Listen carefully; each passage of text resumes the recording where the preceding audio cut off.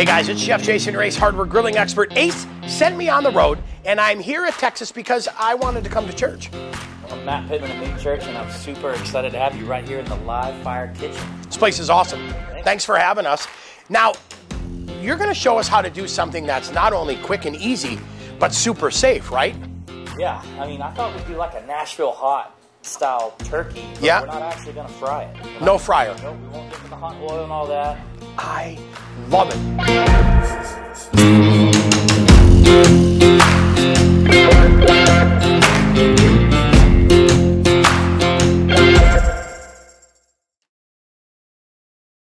Before we get started, hey, don't forget to click that little I. That's our information station. That is going to let you into the world of gear, gadgets, and grills. It's going to show you all the Meat Church rubs, all the Traeger things, everything you need to get hot. Yep. For Thanks Grilling. This one's going to be simple. There's not a whole lot going on with this either, so it's going to be straightforward and great. I love it. Let's talk ingredients, and then we will do the ugliest process ever to this turkey while everybody watches us. Yep. Perfect. Well, ingredients are simple. We're going to start with the Traeger Brine because it's great to brine turkey, and then we're going to season with one of two things. We're going to use Meat Church Honey Hog Hot, which has granulated jalapeno in it, or we're going to use our Holy Voodoo, which take a smell off that. It's like a fine wine.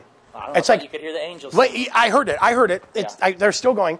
Thank it smells fantastic. Both of these have jalapeno in them, but don't be too scared. When they cook down, even your kids could eat it. And we'll give you tips on how to make it hotter if you want, but these make great poultry. Awesome.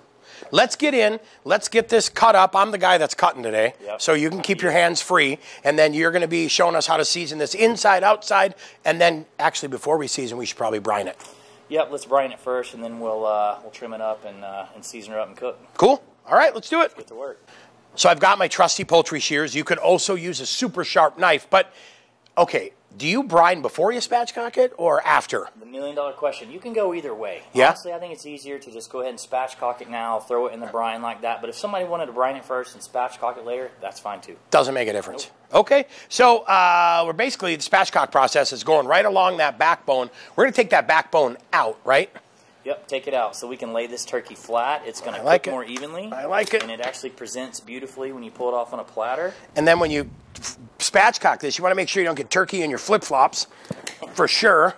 And I'll tell you what, it's a process, right? You got to cut through a lot of turkey to get this whole backbone removed. So give us a couple minutes. Let us get this guy cut into this backbone out, and then we should be ready to go. Yeah, yep. And then I'll just take this for the team, and I'll just be, if you need me, I'll be right here, just whacking this thing apart like mad.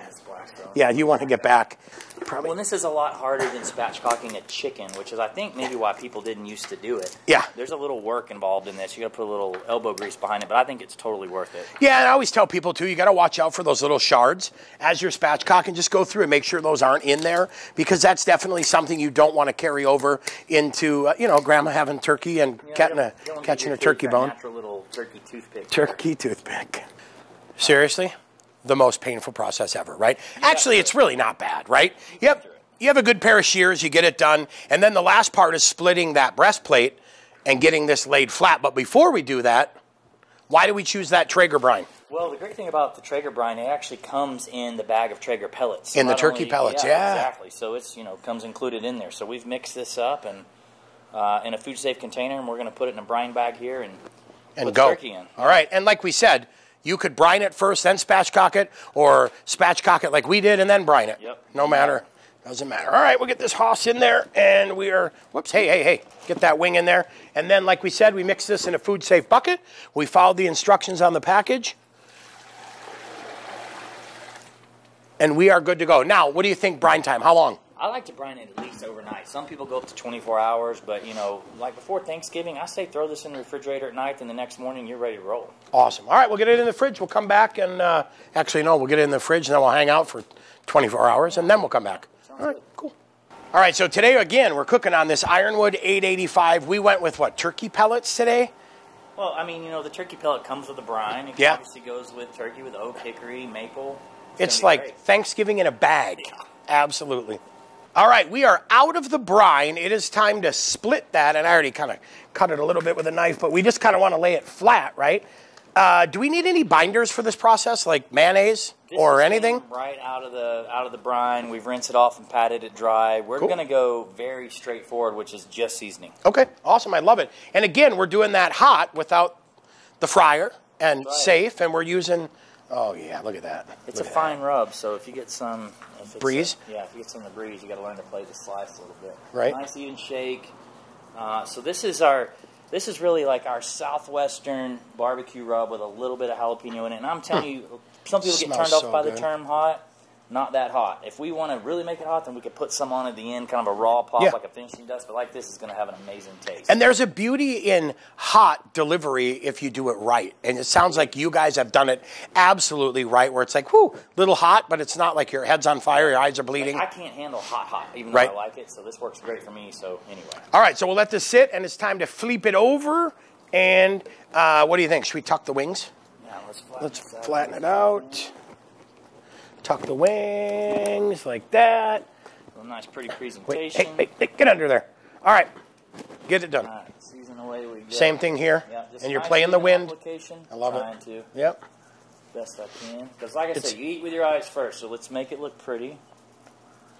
And we always say as light or as heavy as you want. So if you think this is too heavy, go lighter. If it's not heavy enough, go heavier.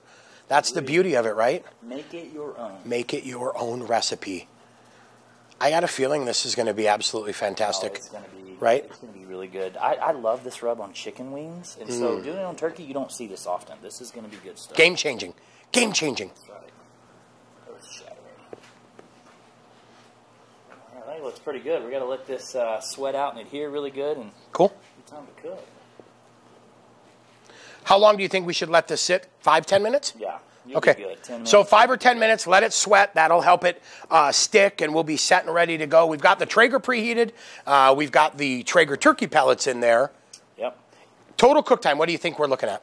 We're running 275 degrees. This is a pretty big bird, so I'm thinking we may push 4 hours with it. I'm going to budget about 4 hours. About 4 hours. I have a tendency to run longer than I want, so you got to plan for enough time because you don't want your family in there waiting on you and you're still cooking. I mean, I just hide by the grill if they're waiting on me. So, all right, we'll let this sweat out, and then it smells so good. It's going to be good. Let's do it. Let's get this guy loaded. Now, the best part of this process is I had to cut it, but you got to load it. All right, so we are, oh, that looks so fantastic. Now, we're going Wi-Fi on this because I'm going to hang out with my family, track temps on my phone. Pro placement, what are you thinking? Where? Part of the breast right there for me. Thickest part. Because if I cook that to perfection, I know the rest is okay, so I put it in there. Because this thermometer is about, hey, pay attention, you know. Yeah. I still like an instant read thermometer, but yeah, we can go hang with the fam and we have the app tell us where we're at. I love it. So quick and easy. And you said we're looking at probably that 4 hours, so we'll shut this and get her going. All right, so we got the butter base going on, and I added that in and while we were cooking it just to get that melted. But what's the beauty of butter? I mean, besides butter. Man, I mean, it just adds a great richness. You know, Baste adding moisture, obviously, to your cook. And look, I mean, again, like beautiful shine. Look how pretty this is. This is definitely social media ready turkey, right? Ready for the gram. Ready for the gram.